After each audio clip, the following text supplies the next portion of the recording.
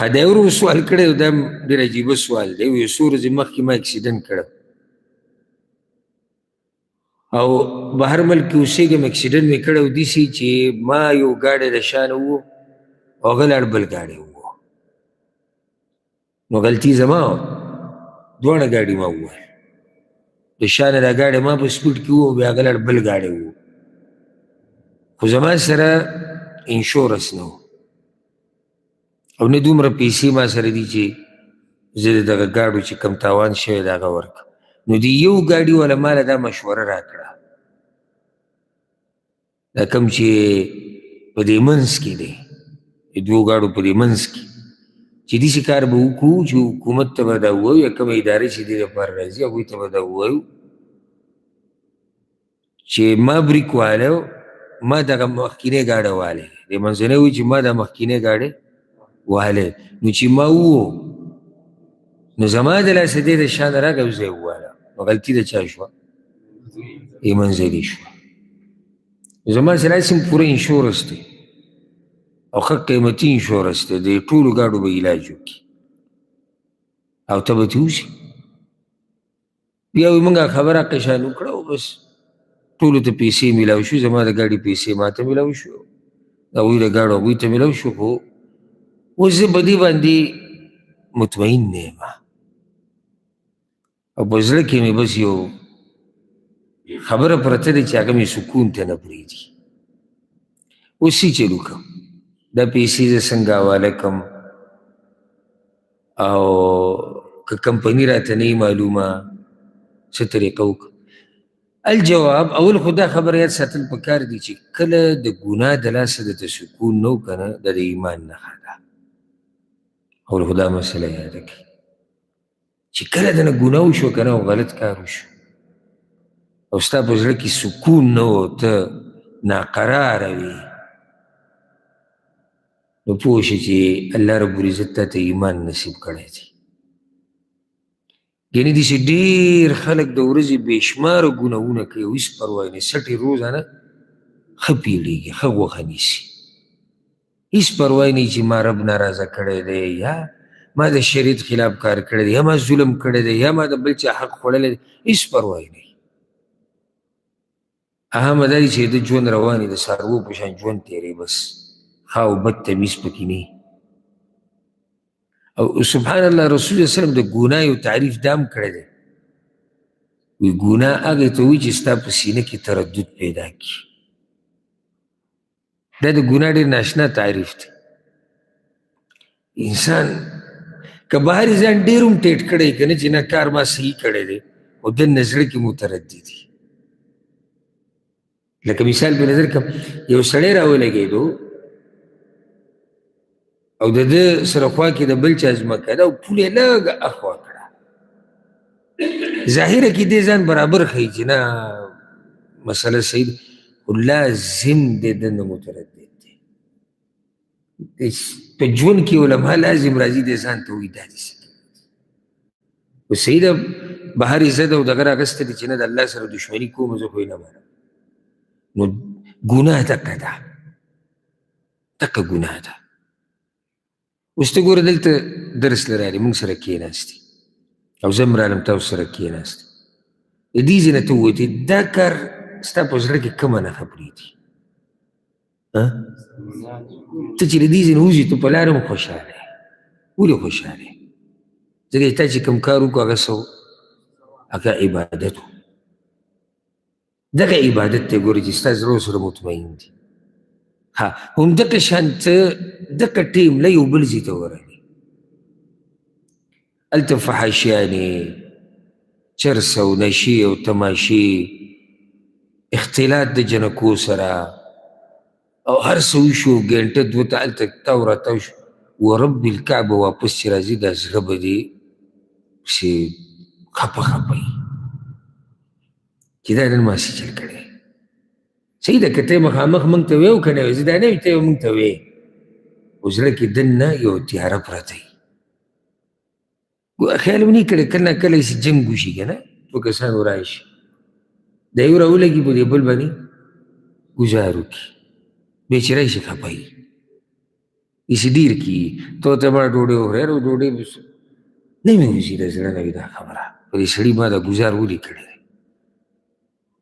دا هغه غلط کار ده کوي چې زړه کې پکې سړی په نفس کې متردي دي خو ډېر ورته وګوره دا د ایمان نښه ده کار شوی ده خو د اوسه پورې دی په دې مطمئن نه دی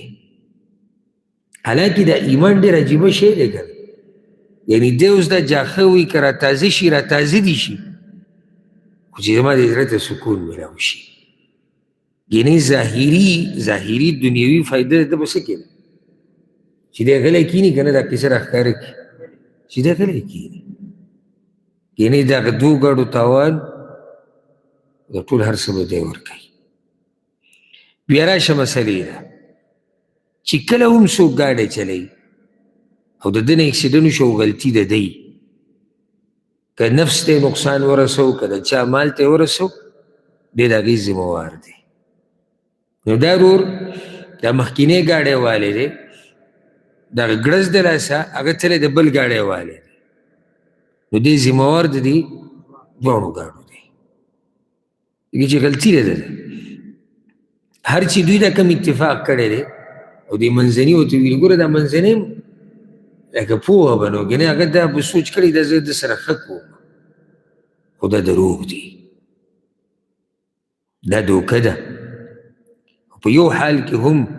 شریعت تا ته دا نه وایي چې ته دوکه ورکوه مسلمان له ته دروغ دوکې دړاکې کوه په هغې پیسې نو دا ټول حرام دي په دې کې پټ پناه پکې نشته اول کار به دا رور دا کوي چې دی به توبه وباسي الله ته به واپس شي چې الله ما نه دا کار شوی دی او غلط شوی دی او ته مې وبخه او الله مهربانه باچا دی دویم کار به دی دا کوي چې شریکي چې دله انشورنس چې کومه کمپني او شریکه ده کمې پیسې ورکړي هغه به دی واپس کوي کمپنۍ ته هغه به دی لازم واپس کوي نو که دی وایي زه هغې ته رسېدی نه شم یا دی به لازم هغه دویم ګاډي ته وایي هغه منځ کې چې دی چې راځي چې ځو ځکه چې انشورنس خو د هغه دی که نه او دغه کمپنۍ والا ته دا وایي چې موږ دروغ ویلي دي نو هغه به ورسره دا ومني ډېر امکان د دې دی چې نه یې مني اوس که هغه هم د الله نه ویېرېږي چې موږ دروغ ویلي راځي چې لاړ شو او صحیح شو لاړ به شو خو که اوس هغه وایي چې زه یې نه منم خو زه بدنامېږم نو زه درسره نه ځم او دی دا مال نشي واپس کولی او نشي رسېدی ورته نو دغه مال به دی راوالي او په غریبانو به یې تقسیم کړي او د هغوی د کمپنۍ د طرف نه شریکې د طرف نه به داسې شي دا به د هغوی صدقه شي په دې باندې تفصیلي بحث نه کوو خو دا قانون یاد کوي قانون چې کله هم د چا حق ته د هغه اصلي مالک ته نشي رسولی یعنې یو کس